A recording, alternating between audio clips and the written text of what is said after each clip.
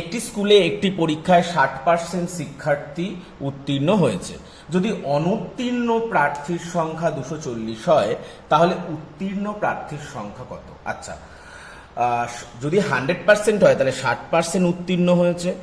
উত্তীর্ণ কত পার্সেন্ট হয়েছে? উত্তীর্ণ হয়েছে 60%। তাহলে অনুত্তীর্ণ কত পার্সেন্ট হবে?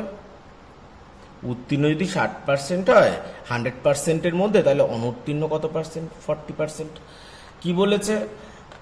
উত্তীর্ণ প্রার্থীর সংখ্যা, তাহলে 40%টা বলে দিয়েছে। কত?